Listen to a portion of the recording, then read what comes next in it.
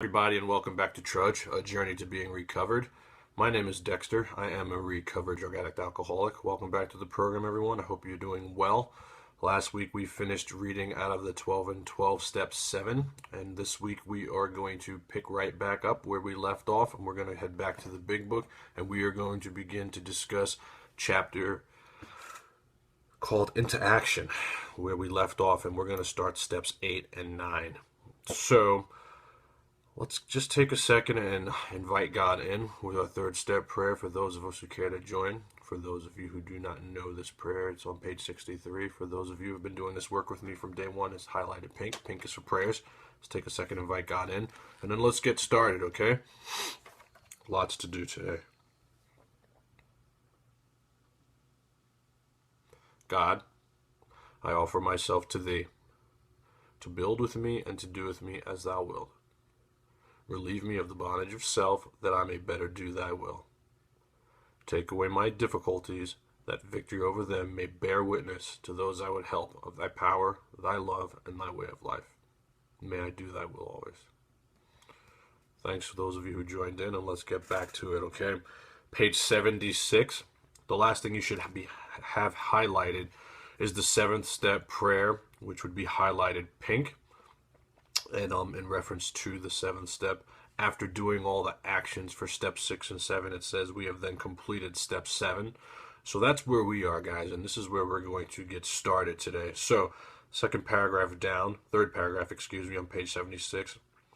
It states, now we need more action. You know, the word action is going to be highlighted green. Green for actions. You know, nothing in this world happens without some effort, and definitely nothing along the lines of these steps is going to happen without action. It says, without which we find that faith without works is dead. You know, this is a pretty common saying in the grand scheme of the big book. That's just basically saying, you know, you can have all the faith you want, but if there's no action or effort behind it, you're going to get no results. Remember, half measures avail us nothing. You're going to have to do some action if you want this spiritual awakening to happen for you, okay? And then a lot of us think that once we get our 4-step done, we're sailing. You know, there's more work to be done. 6 and 7, we get past that, and we're doing great. There's always more. There's more work to be done. You know, there was always more work to be done to cop drugs or get alcohol. You know, so it's crazy to think that it wouldn't take a little bit more effort to kind of do some of this, or even half the effort in some of our cases, okay? Let's look at steps 8 and 9. So we do these steps together. We did 4 and 5 together. We did 6 and 7 together. 8 and 9 to go together, okay? We do these in pairs. This is going to be highlighted green. These are some 8th step actions. There's going to be quite a few of these, okay? It says, we have a list of all people we had harmed and to whom we are willing to make amends. Okay, that's just one of the several actions for steps 8 and 9. So we start off with this list of people who we've done harm. You know, I broke this person's window. I cheated on this girl. I stole from this job I worked at. Whatever it is, you know. A lot of this information that you're going to have on this list, these people, you can pull quite a few of these people out of your 4th step inventory that we did via the resentments list. And, you know, we use prayer meditation for the rest of it to look at what our part was in a lot of these other things and where we owe amends to people. Most of us, by the time we get to this point, we really won't have a hard time figuring this out. We know. Some things get buried deep and forgotten, you know. Recently, for me, I mean, I finished 12 steps a long time ago.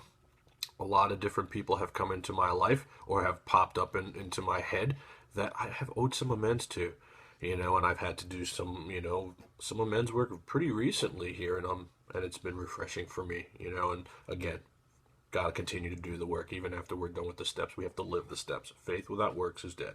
Okay, we made it when we took inventory. It's telling us we know who these people are. 9 out of 10 times. More will be revealed, there's no question about it. But to make a beginning here, step 8 and step 9, you know, okay?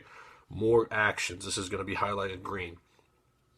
We subjected ourselves to a drastic self-appraisal. Now we go out to our fellows and repair the damage done in the past. Okay, so it's telling you that we're here to repair the damage done. Okay, an amends is not an apology. We're not going around to people saying we're sorry. You know, if I broke your window, I'm fixing your window if I can, or paying to have it fixed. You know, if I ripped you off years ago, I'm trying to, you know, not only say I'm sorry about that behavior, but to amend the behavior. to pay back the money.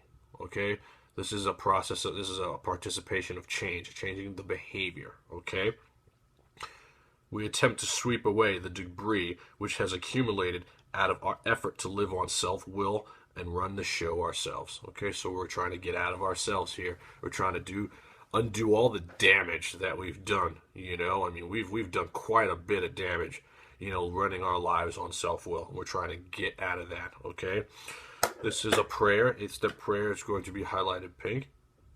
It says, if we haven't the will to do this, we ask until it comes. Okay, and who are we asking? Obviously, we're asking our higher power to this point. Everything is predicated on the hand of God.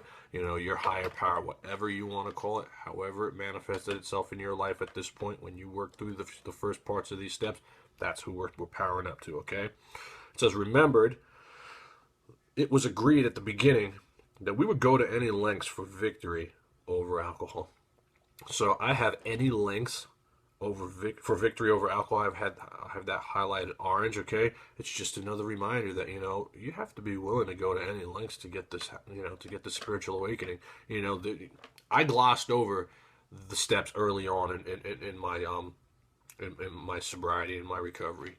I never did an amends process, and it's not a pick and choose deal. I left that part out. I didn't want to do it. I didn't feel like I needed to do it. I felt like it wasn't going to, play such a large role in me not drinking. And so I just glanced over it.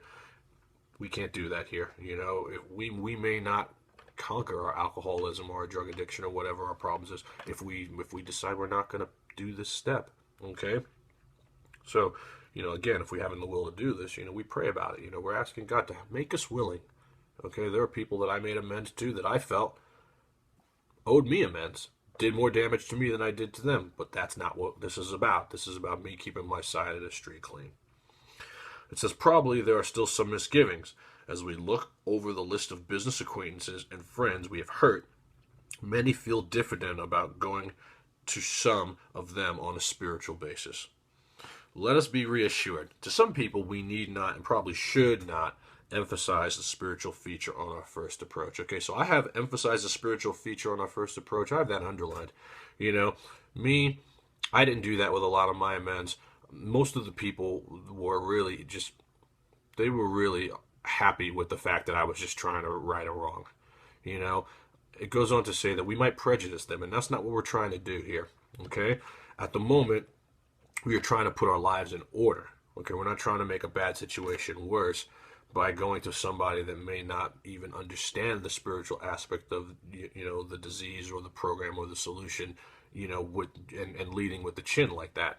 We're just trying to make good on the problems that we've brought to these people. Okay, it says at the moment we are trying to put our lives in order, but this is not an end in itself.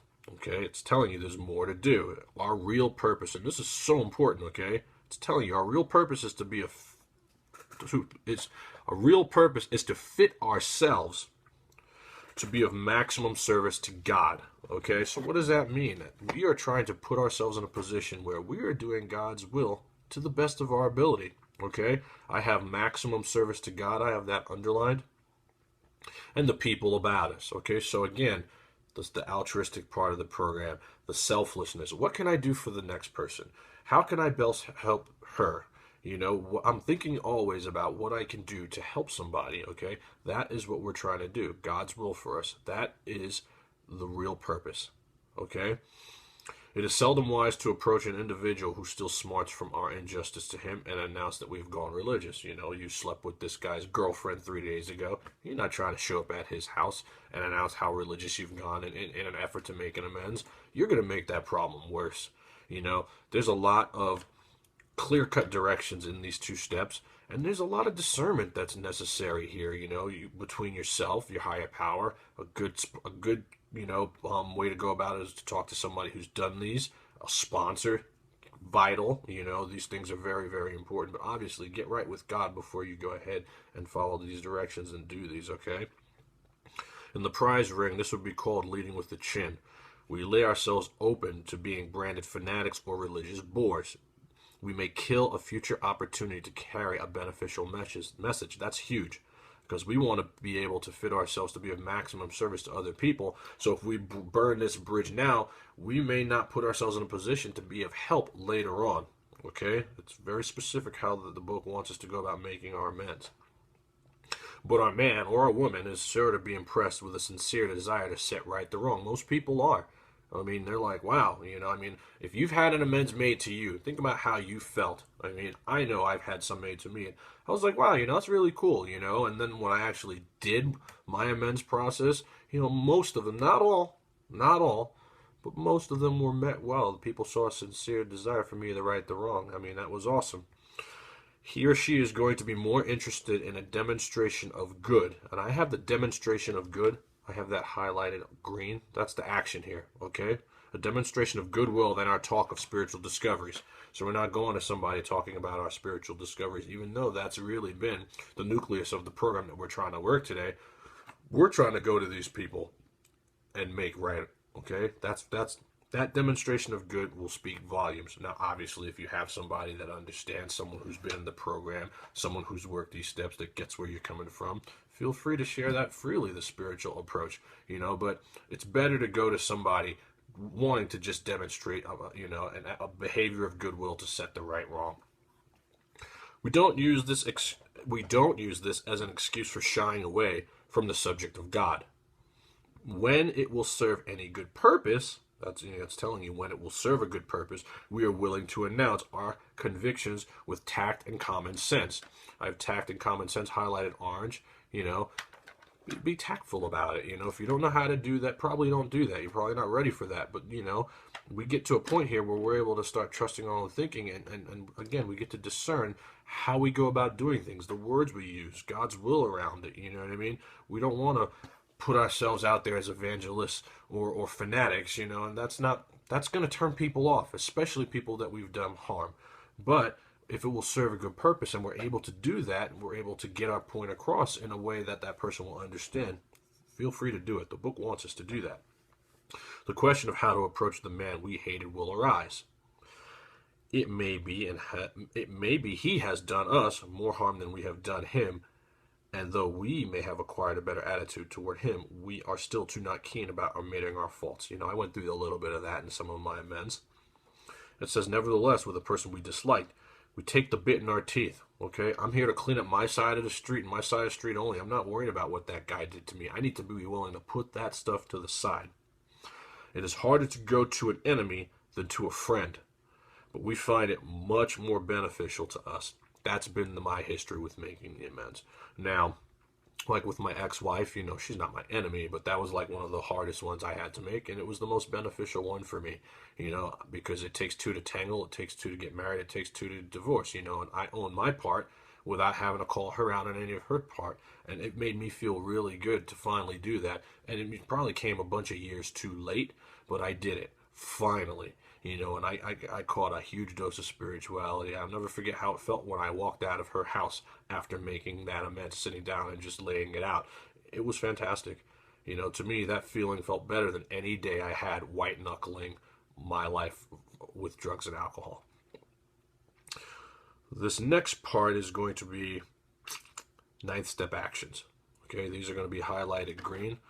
The next couple sentences, it says, we go to him in a helpful and forgiving spirit, confessing our former ill feeling and expressing our regret. There's the I'm sorry part. You know what I mean? It's like, I did this, man. I feel bad about this. I shouldn't have done this. I'm sorry. There's no excuse for that. It goes on to say, continuing highlighted green, under no condition. Let's go ahead and circle the word no. Okay, so we're clear on that. No condition. Let's circle those two words. Do we criticize such a person or argue? We're not there to turn this into a confrontation. That's not what the goal is, okay? Simply, we tell him or her that we will never get over drinking until we have done our utmost to straighten out the past. Now, I didn't do that with everyone. That's one of the few times that I kind of didn't go with the actions. Some people, I don't want them to know about my alcohol problem. I wanted to keep my anonymity, I just felt like it wasn't right to share break my anonymity in respect to making this amends to this person. Some people, I just said, you know what, I'm trying to get my life together. I'm trying to be more godlike. I'm trying to right the wrongs of my life, and I want to be a better person. I went about some things like that. And I know that if I want to grow spiritually and be a better man today in all my affairs, that this is something that I need to address with you. I said it's something like that. Certain people, former employers, former girlfriends, people that I don't know that I was in the program. I just chose not to do that. That's just what worked for me. But the book is telling you, feel free to let them know that you'll never get over your drink problem or your drug problem or your bulimia problem, whatever your problem is, until you set right the wrong. We are there to sweep off our side of the street, realizing that nothing worthwhile can be accomplished until we do so. Okay, I mean, that's just where it's at. We're not going to get anywhere until we clean up our side of the road, okay? Never, and the word never is going to be circled and highlighted orange, okay? This is very clear. Never trying to tell him what he should do, I just asked people to just listen to what I had to say. His faults or her faults are not discussed. We stick to our own. If our manner is calm, frank, and open, we will be gratified with the result. 9 out of 10 times, 10 out of 10 times I was. There was a couple that weren't met well. Some people kind of flipped me the bird, told me they never wanted to see me again, had some choice words for me. And, that was hard for me at first. But after I talked it over with my sponsor, and she relayed to me again that this isn't about them. This is about you cleaning up your side of the road. That it made me feel better. I made the effort. I took the action. I might have even planted a seed with that person. One day they may recognize, what, man, he was just really trying to be a better person. But, some people's anger gets the best of them. Not everybody's in the same mind frame that you or me might be in. That's just how it's going to go sometimes. But the bottom line is, if we're not going to injure them or someone else, we need to set right the wrong. In 9 out of 10 cases, the unexpected happens. Sometimes the man we are calling upon admits his own fault. So feuds of years standing melt away in an hour. Rarely do we fail to make satisfactory progress.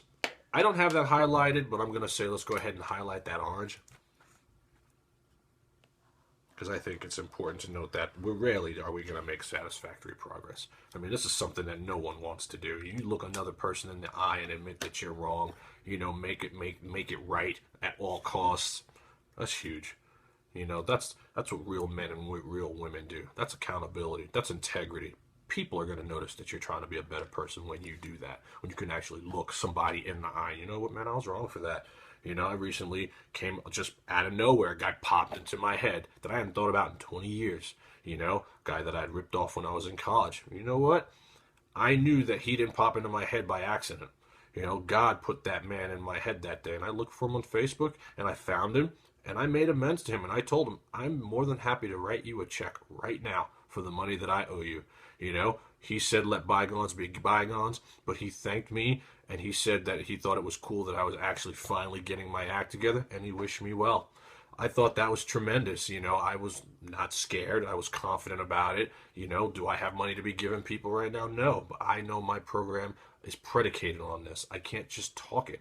You know what I mean? I have to walk it. Another good friend of mine who I'd done some damage to, I haven't seen in 20 years, hadn't spoken to in 15 years. This is like one of the best friends I've ever had. Lifelong friend. And drugs and alcohol destroyed our relationship. And I've looked for this person for years to the point where I gave up looking. Okay? One day there she was. She came across my Facebook friend suggestions. Do you think that was by accident? No. That I had to make amends to that person. And I did, and not much was said in return, but there was a warm feeling of love that was, returned to me in reference to the message that I left, and I feel good about that. Are we going to be best friends again after this time? Probably not, but I took care of my side of the road, I'm not leaving any stone unturned, and this is what they want you to do. We rarely make satisfactory progress when doing these amends, no matter what the outcome happens, as long as we're not injuring them or someone else. This is something that we have to do. Okay? So, our former enemies sometimes praise what we are doing and wish as well. This is what has happened to me. Occasionally, they will offer assistance. It should not matter. However, if someone does throw us out of his office, we have made our demonstration, done our part. It's water over the dam. I had that happen to me. One person said, I'm the reason why all women are the way they are. I mean, that was hard to hear. Another person, was used some colorful language. That was hard to hear. But at the same time, what's the book is saying that it's water under the dam. We have done what we're supposed to do. It's out of our hands. We cannot control the other person and how they're going to react to what it is that we're trying to do, okay? Most alcoholics owe money. We do not dodge our creditors. Okay, it's telling you these are clear-cut actions that just follow these steps. They're telling you, I ran from bills forever. They don't go anywhere, folks. You know what I mean? We don't dodge these people. Telling them what we are trying to do, we make no bones about our drinking. They usually know it anyway, whether we think so or not. Nor are we afraid of disclosing our alcoholism on the theory that it may cause financial harm. This one can be tricky for a lot of people. I haven't had to do this, but I'm very selective about who I disclose. I'm an alcoholic too. Obviously, I'm doing this video for the greater good and putting myself out there. But when it came to things like this, I was really selective in the immense process, okay? Approaching this way, the most ruthless creditor will sometimes surprise us. Arranging the best deal we can, we let these people know we're sorry. Our drinking has made us slow to pay. We must lose our fear of creditors no matter how far we have to go, for we are liable to drink if we are afraid to face them. This is the part of the steps where we have to start cleaning up our lives, all our affairs. Finances, relationships, broken friendships, places we worked where we owe amends. Whatever, people, places, things. This recovered alcoholics do this work. Okay, there's just no way around it. We work through these steps and we continue to live these steps when these things arise. Okay, perhaps we have committed a criminal offense, which might land us in jail if it were known to the authorities. We may be short in our accounts and unable to make good. We have already admitted this in confidence to another person, usually our sponsor or another trusted friend.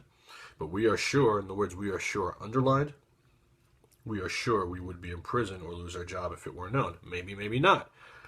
We don't know, but our self-centered thinking, right?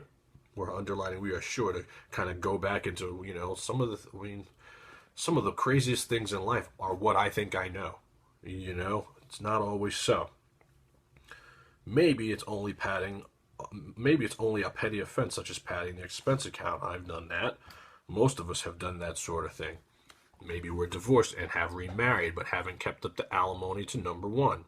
She is indignant about it and has a warrant out for our arrest. That's a common form of trouble too. This book was written however many decades ago. That stuff still goes on today, okay? Although these reparations take innumerable forms, there are some general principles which we find guiding. Reminding ourselves we have decided to go to any lengths, those two words, any lengths, are going to be highlighted orange. The book reminds you that when you came into this work, you said you were willing to go to any lengths, and it just sprinkles it throughout the book, reminding you that, I can't make this amends to this person, I won't. I won't's a tricky one. I won't. Sorry, I'm not going to do that. I don't like that person.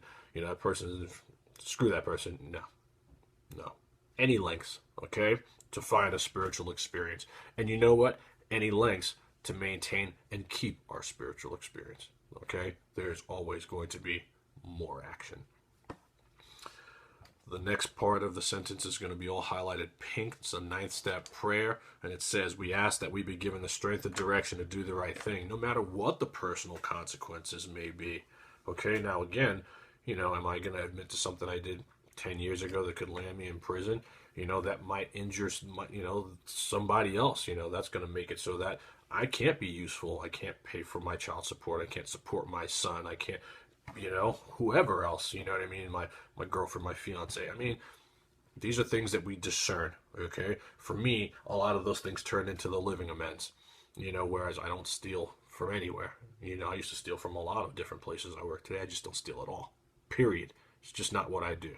The living amends, Infidelity is part of my story. I'm not proud of it, but I will openly say that. Today, I'm as faithful as any faithful man on. I'm like so faithful to my girlfriend today. I will do anything to make sure that I don't repeat those same mistakes. Number one, because I know they'll take me. Number two, it's not God's will for me. You know what I mean? The living amends. Okay, there's all kinds of different amends you can take. Some of those are, some of the lesser forms of just getting in front of somebody face to face, or getting on the phone, or email, or letter, or Facebook, whatever kind of search engine you may use to make your amends. These are some of the different kinds of amends that come up. Okay. We may lose our position or reputation or face jail, but we are willing. We have to be. We must not shrink in anything. Okay, must not. I have highlighted orange. Usually, however, other people are involved. This is common. Therefore, we are not to be the hasty and foolish martyr who would needlessly sacrifice to save himself from the alcoholic pit. Okay, we're not throwing somebody else's name out there. This has to do with one person and one person only, and that's you. Okay? A man we know had remarried. Because of resentment and drinking, he had not paid alimony to his first wife. She was furious. Okay? She went to court and got an order for his arrest. He had commenced our way of life, had secured a position, and was getting his head above water. It would have been impressive heroics if he had walked up to the judge and said, "Dude, here I am." We thought he ought to be willing to do that if necessary. But if he were in jail, he could provide nothing for either family. This is kind of a little bit about what I was just talking about. We suggested he write his first wife admitting his faults and asking forgiveness. So there's the "I'm sorry" part.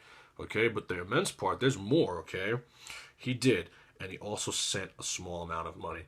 That's the part, okay? Make it right. If you owe money, send money. "I'm sorry" will not do. And amends is about the changing of the behavior, okay? It's not just, "Now I'm sorry." If I break the window out of your car in a frantic rage, "I'm sorry" it's not gonna be enough. I'm gonna pay for the window to be fixed, okay? We amend the behavior. So he did, and he sent a small amount of money. He told her what he would try to do in the future. He said that he was perfectly willing, and I have the words "perfectly willing" underlined, because this is important. He's perfectly willing to go to jail if she insisted. That's really what you want? I'm perfectly willing to do that. Okay? Of course she did not, and the whole situation has long since been adjusted. Before taking drastic action, which might implicate other people, we secure their consent. If we have obtained permission and have consulted with others, ask God to help, and the drastic step is indicated, we must not shrink. I have "we must not shrink" highlighted. This brings to mind a story about one of our friends. While drinking, he accepted a sum of money from a bitterly hated business rival, giving him no receipt for it. He subsequently denied having received the money and used the incident as a basis for discrediting the man. He thus used his own wrongdoing as a means of destroying the reputation of another. In fact, his rival was ruined. He felt like he had done a wrong he could not possibly make right. If he opened that old affair, he was afraid it would destroy the reputation of his partner, disgrace his family, take away his means of livelihood. What right had he to involve those dependent upon him? How could he possibly make a public statement exonerating his rival? After consulting with his wife and partner, and I'm sure he consulted with God, what I want to convey to you people is you need to consult with God. Take these things to God. Remember, no human power can solve our problems. God is everything, okay? He came to the conclusion that it was better to take those risks than to stand before his Creator guilty of such ruinous slander. He saw that he had to place the outcome in God's hands. There you go. God's hands is underlined. Or he would soon start drinking again, and all would be lost anyhow. He attended church for the first time in many years. After the sermon, he quietly got up and made an explanation. His action met widespread approval, and today he is one of the most trusted citizens in his town. This all happened years ago. The chances are that we have domestic troubles. Perhaps we are mixed up with women in a fashion we wouldn't care to have advertised. I went through this. It was awful. We doubt if, in this respect, alcoholics are fundamentally much worse than other people, but drinking does complicate sex relations in the home. After a few years with an alcoholic, the wife gets worn out, resentful, and uncommunicative. How could she be anything else? He commences to look around. The husband begins to feel lonely, sorry for himself. He commences to look around in the nightclubs, or their equivalent, for something besides liquor. This happens all too often. Perhaps he is having a secret and exciting affair with the girl who understands. In fairness, we must say that she may understand, but what are we going to do about a thing like that? A man so involved often feels very remorseful at times, especially if he was married to a loyal and courageous girl who has literally gone through hell for him. This was my story exactly of my marriage, okay? Whatever the situation, we usually have to do something about it. If we are sure, and we are sure is underlined, our wife does not know, should we tell her? Not always, we think. If she knows in a general way that we have been wild, should we tell her in detail? Undoubtedly, we should admit our fault. She may insist on knowing all the particulars. She will want to know who the woman is and where she is. We feel we ought to say to her that we have no right to involve another person. The mistake I made many years ago is I involved that other person, and things got very, very messy. We are sorry for what we have done, and God willing, it shall not be repeated. More than that, we cannot do. We have no right to go further. Boy, I wish I had this program back then, but obviously things needed to happen a certain way in my life to bring me to this point, so I'm also grateful at the same time. There may be justifiable exceptions, and though we wish to lay down no rule of any sort, we have often found this to be the best course to take. Our design for living is not a one-way street. It is good for the wife as it is for the husband. If he can forget, so can she.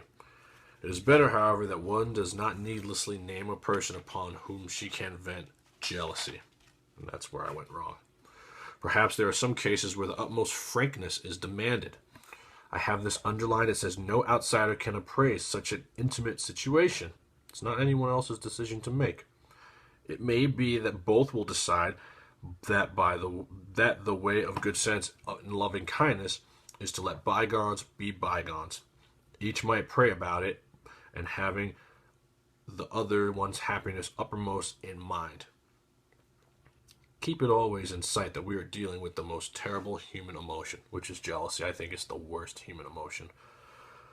Good generalship may decide that the problem be attacked on the flank rather than risk face-to-face combat. If we have no such complication, there's plenty we should do at home. Sometimes we hear an alcoholic say that the only thing he needs to do is keep sober. Certainly he must keep sober, for there will be no home if he doesn't. But he is yet a long way from making good to the wife or parents for whom years he has so shockingly treated. I love that passage because there's a lot of people who want to be sober just to be sober. But what about the wreckage, man? You know what I mean? Sure, you're not damaging yourself anymore, but what about all the damage that you've done to everybody who's come in your path for the past however many years, okay? Passing all understanding is the patience mothers and wives have had with alcoholics.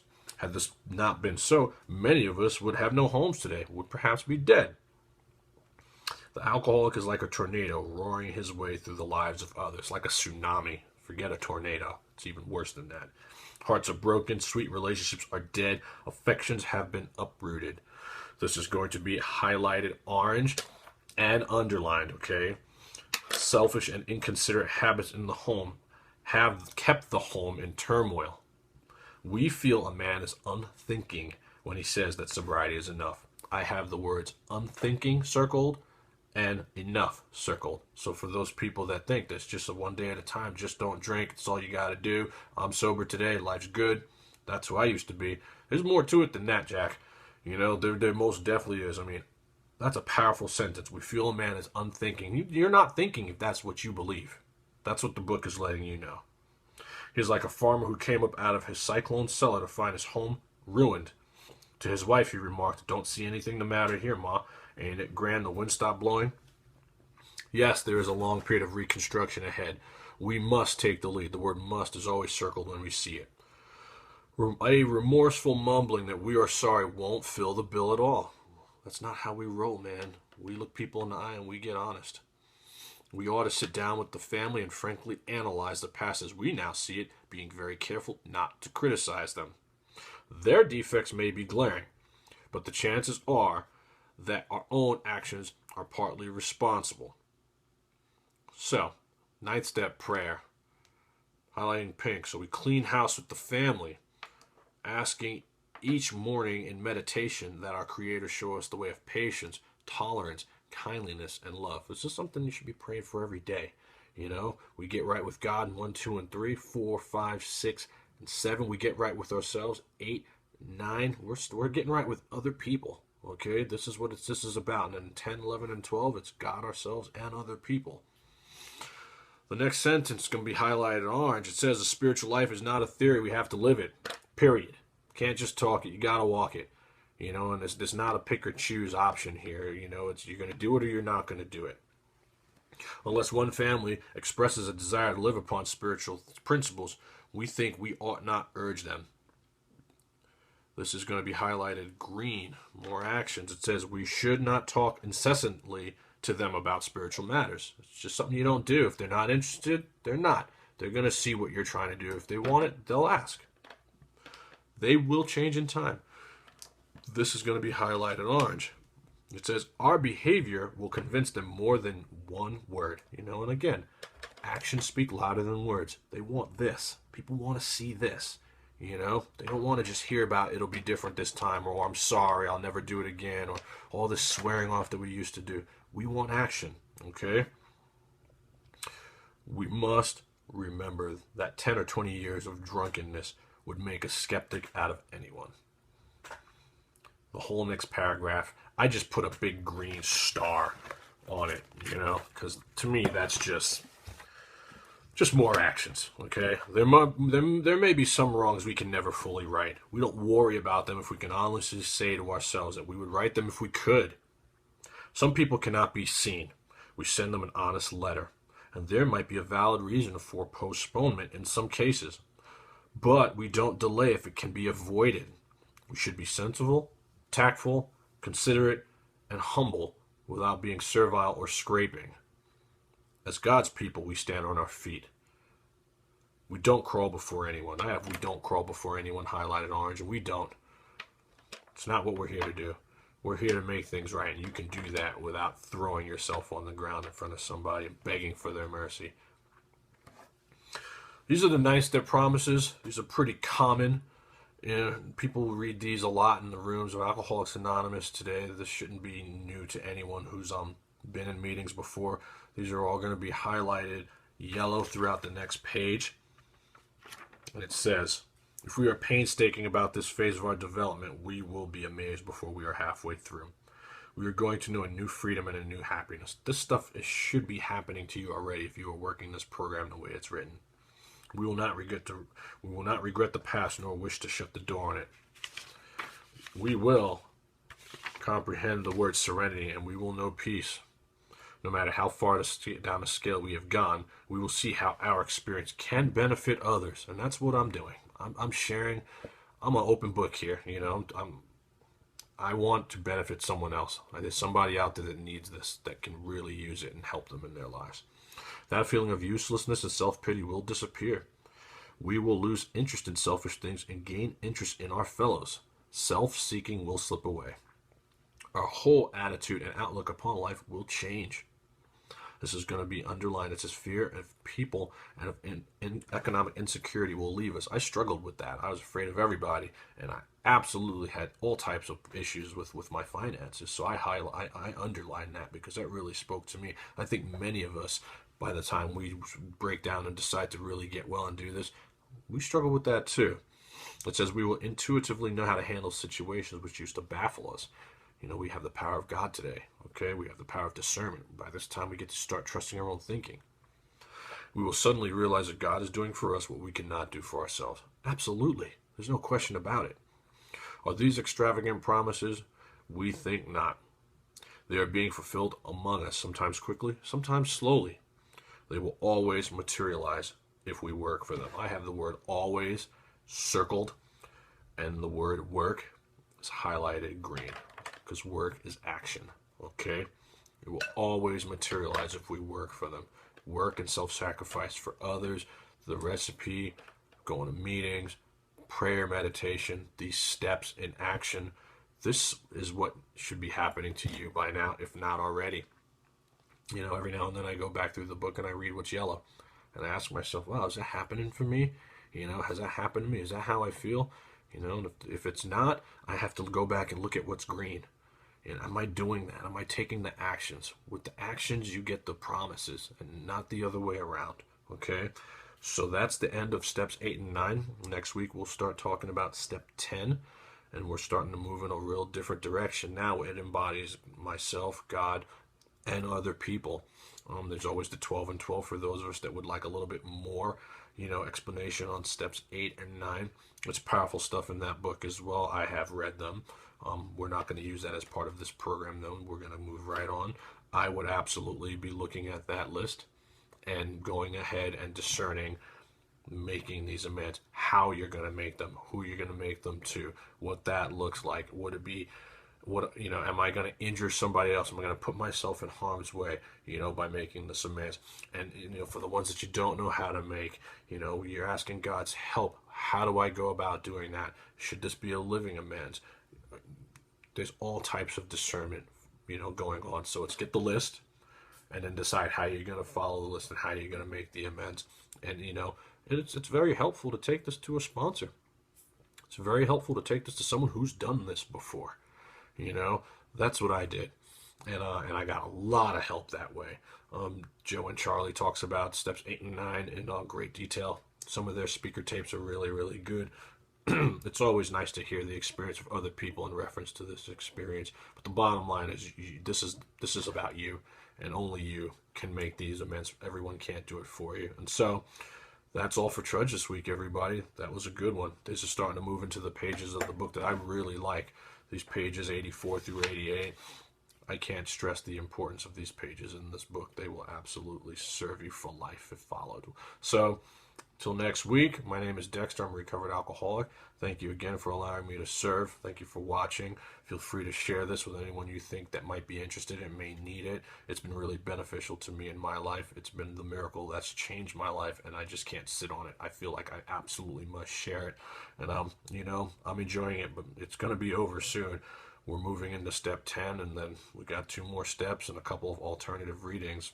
It'll be over before you know it, probably by the end of the year, if not before. So it's always important to be rereading, to be studying, and to be putting this into practical application. This is the work. Anybody can, sit around and just not drink, but do you want to change? Do you want to have the obsession removed? These are the actions. This is the clear-cut directions that the book is telling us and putting us in that position to succeed. So, till next week, hope everyone's good. Hope your families are good. And good luck with your amends. Don't forget to pray. Don't forget to pay attention. Don't forget to pay it forward. And remember to rely on God and not on others. Until such time, my friends, thank you again. Namaste.